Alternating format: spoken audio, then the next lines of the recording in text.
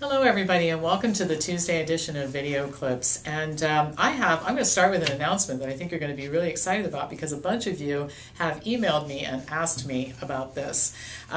We have made arrangements to film the lectures at our conference this week for those of you who are unable to attend.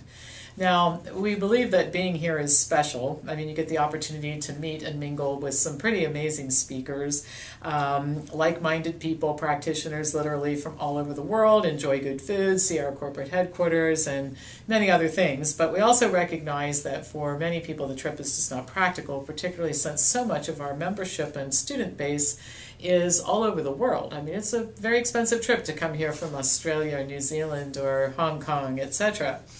So I'm going to tell you about the lectures that will be available to you for you to see, and then I'll tell you how you're going to be able to access it. I'm going to open the conference with what's new at Wellness Forum Health, and then D. Anthony Evans is going to give a talk called Training to Live, Turning Tragedy to Triumph. He's the guy from Food Choices who the amazing 2-pound tumor should have been terminal, and it's not. And I mean, every time I talk to this guy, two thoughts run through my mind. Number one, I've never had a problem in the world worth talking about. And the second thing is I feel like I'm ready to go conquer the world. He's just the most motivating person in the world. So I'm really looking forward to that. Eileen Kopsaftis, our business partner, physical therapist, is going to talk about why pain management doesn't work and why you just want to get rid of it already. Dr. Jeannie Stolzer is going to talk about ADHD, an alternative to the medical model.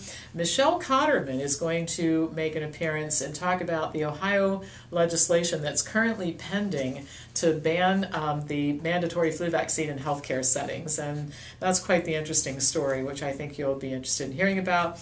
Dr. Janice Stanger, who's one of her PhDs is in human aging, is going to talk about diet and aging. And I guess if we keep doing the right things, sooner or later we're going to have to move back in with our parents because this diet really does reverse aging if I keep going like this. But anyway, this is her area of expertise, and I'm really looking forward to this lecture. I've wanted her to speak about this for a long time.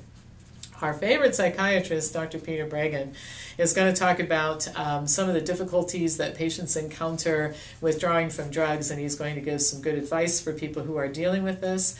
Dr. Richard Ablin, who's the researcher who discovered prostate-specific antigen, is going to talk about personalized immuno-oncology and some of the ways in which this is being overhyped and also some of the ways in which it could be useful. Dr. Peter Gercha is going to talk about how to survive in an over-medicated world, which is based on the new book, which he will have coming out next year, and you'll hear more about that. Back to Dr. Breggin, good relationships can heal harm from bad ones, and then Dr. Gercha, harmful drugs you should know about. And at the end, D. Anthony will wrap everything up for us, and that will be the whole thing. So here's what we're not going to post. I made a decision about this. We are not going to post videos and pictures of the delicious meals and the people having a great time at the cocktail hour before the dinners, and I think that would be a little bit cruel if we did that. But all of these presentations are going to be posted on a platform next week and available for 60 days. If you want to do this and you are a member of Wellness Forum Health, the fee is $299. The non-member fee is $359, and this is if you do this by November 10th, after which the fees increase to $359 and $399. So we've never done this before. We think that we're going to try and see how this works out, and if everything goes well, and people really want to do this like they say they want to do. I mean, I'm not kidding. I've had 200 people email me and say, why don't you tape this? Please, please, please. We'd pay you if we could see these lectures. And these are remarkable people. And I've said this many times, if you get online and start looking at where these people are appearing this year, no place else in North America, let alone in one place. So I think it turns out to be 20 hours of lecture or something of that nature. It's pretty amazing. And like I said, no substitute for sitting there and having dinner with Peter Breggin and Peter Gercha and D. Anthony Evans and all these marvelous people, but it's the next best thing to being there. All right, let's go on to the next topic. Every time I think that medicine is sunk to the lowest level possible, it can't get any worse from here, It is surprising, but they find ways to make it worse. So here's the deal. I think a lot of members of the public assume that psychiatrists are mental health professionals. I mean, that's how they represent themselves, who can help people who are struggling with life's issues to work through the problems. Well, historically, this really wasn't true. Psychiatrists were more like prison guards than counselors in the old state mental institutions, and the profession has quite the colorful history with treatments like electroshock therapy and lobotomy. Things are not getting better now. Today, most psychiatrists don't deliver therapy. According to one study, about 11% of psychiatrists offer psychotherapy after residency, and this will shock you. One of the reasons is that more psychiatrists are choosing to specialize in psychopharmacology. The researchers state, and this will also not shock you, that a powerful motivator for this decision is financial reward. And let's face it, it takes a lot less time to listen to somebody's symptoms for a few minutes and prescribe a drug than it does to sit down, develop a relationship, listen carefully to what somebody is telling you, and offer helpful suggestions and help them work through their problems. Well, here's to the point where we've sunk to a new low. This has led one doctor to propose that perhaps psychiatric residencies should not even require psychotherapy at all.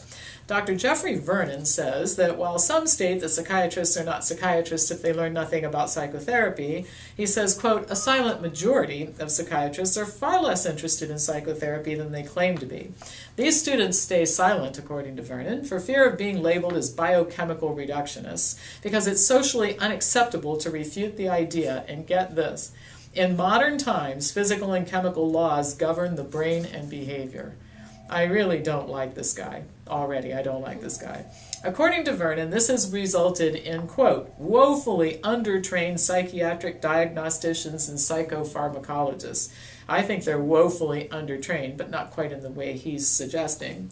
This, along with not enough time invested in learning about neurology, endocrinology, immunology, and other real medical issues, results in the unfortunate but widespread opinion against many medical practitioners that psychiatrists are not real doctors. Well, I really think they're not real doctors. I'll get to that in a second.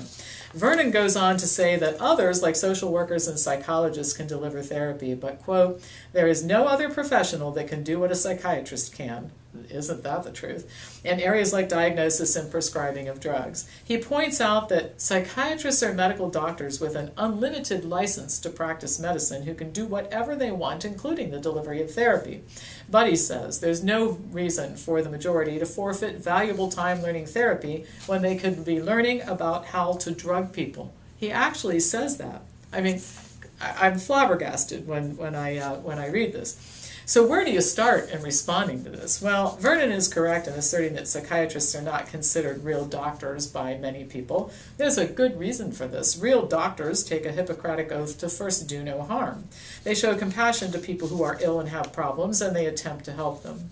Most psychiatrists, on the other hand, show no such compassion. They were really okay with providing insulin coma therapy and electroshock to people who were institutionalized against their will in the state mental hospitals. They invented the idea that mental illness is caused by a chemical imbalance in the brain in order to promote themselves as real doctors, thinking that if they wore white coats and spent 5 minutes with patients diagnosing symptoms and prescribing drugs, that they would look like real physicians.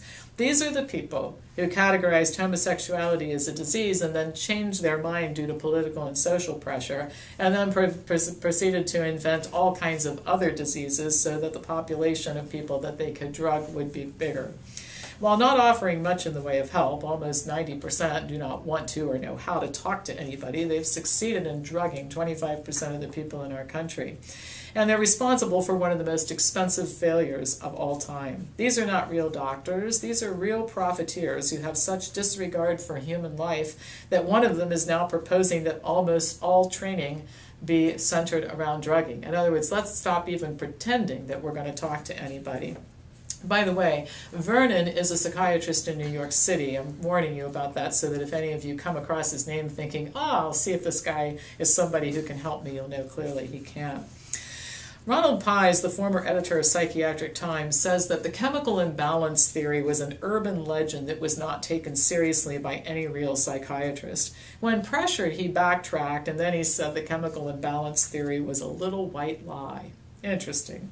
Both Pies and Vernon are examples of a profession that I think is just completely morally bankrupt. Psychiatrists who've engaged in these activities are criminals, and I really found a great comparison as I was thinking about this. You remember Bernie Madoff? He stole money from the government, from institutions, individuals, and families, and he ruined lives. Psychiatrists have done that too, to more people than Madoff ever dreamed about. Well, you know where Bernie Madoff is right now? He's in prison. You know where some of these people should be? In prison. I'm going to make it my life's work to see that at some point in time, engaging in this type of behavior will result in federal criminal charges. I am dedicated to that. I have plans for that, actually, which I will share with you after the first of the year. Because criminals should not get away with it. They should not get away with it. Well, on that fine note, we'll go back to Happy Things conference this week. You can watch on video the following week. So we'll go back to talking about that and end on a happy note. But I think you should know about this. I think consumers should know why they should be so cautious when they're interacting with any person in the medical community. All right, that's all for today. As usual, pass this on to anybody who you think would enjoy watching it, and I will get back to you with more news. And one last thing I forgot to tell you. If you want to do this video thing, email me, pampopper@msn.com, or call our office, 614-841-7700. I'll be back to you on Thursday with more news.